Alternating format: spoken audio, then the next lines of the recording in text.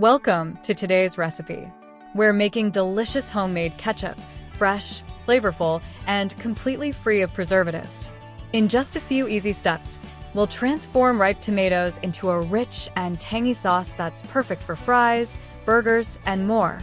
Grab your ingredients, follow along, and let's create a ketchup that's so good, you'll never go back to store-bought again. Ready? Let's dive right in. All right, let's get started with our homemade ketchup. First, grab 2 kilograms of fresh, ripe tomatoes. These are the star of our recipe.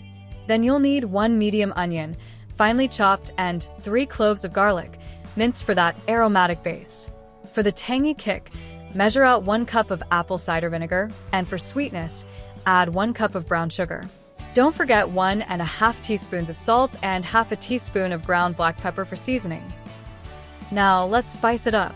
Add half a teaspoon of paprika, a pinch of cayenne pepper if you like some heat, a 1/4 teaspoon each of cinnamon and ground cloves, and half a teaspoon of mustard powder. To make it rich, we'll mix in 2 tablespoons of tomato paste and finally have 1 cup of water ready to balance the consistency. Got everything? Let's start cooking and turn these simple ingredients into delicious homemade ketchup.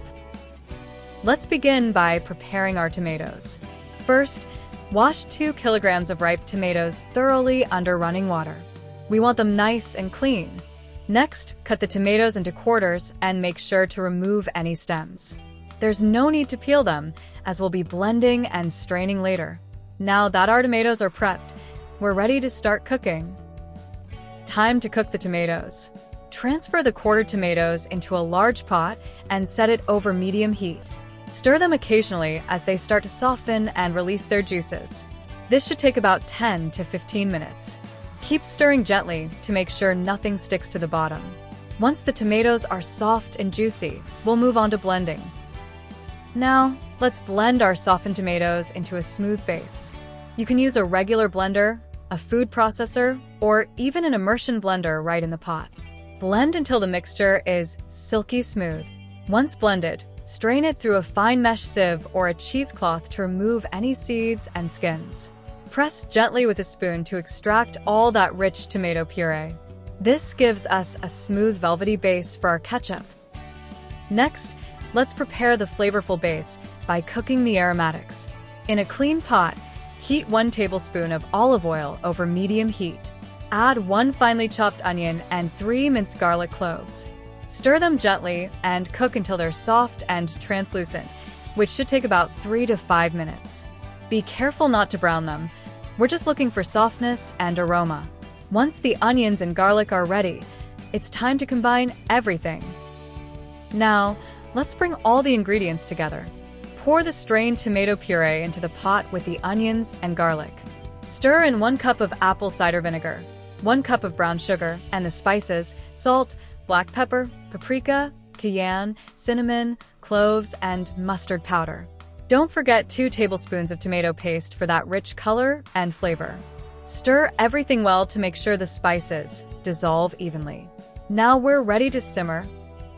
Reduce the heat to low and let the ketchup simmer gently. Stir it every few minutes to prevent sticking and let it cook uncovered for 1 to 1.5 hours.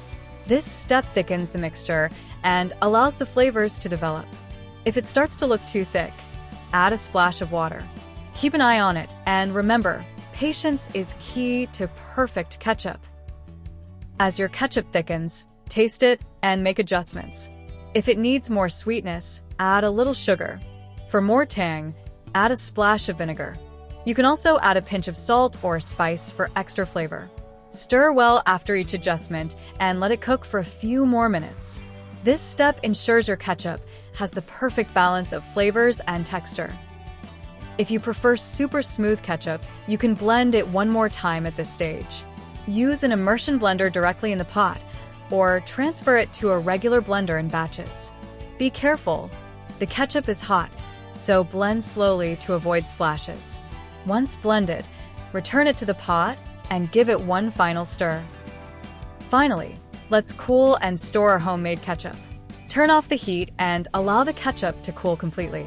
Once cooled, transfer it into sterilized glass jars or bottles. For short-term use, Store it in the refrigerator for up to 3 weeks. If you want to preserve it longer, process the jars in a water bath for canning. And there you have it, delicious homemade ketchup ready to enjoy with fries, burgers, or any dish of your choice. Lastly, let's go over some quick tips to make your homemade ketchup perfect. First, choose Roma or plum tomatoes because they're rich and less watery, ideal for thick ketchup. Adjust the sugar based on how sweet your tomatoes are, and if it's too thin, just simmer it longer to thicken. For spices, feel free to experiment.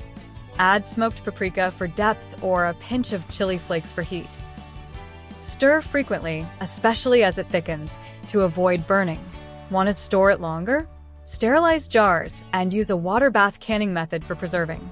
And remember, ketchup gets thicker as it cools, so stop cooking when it's slightly thinner than you want. Enjoy your homemade ketchup.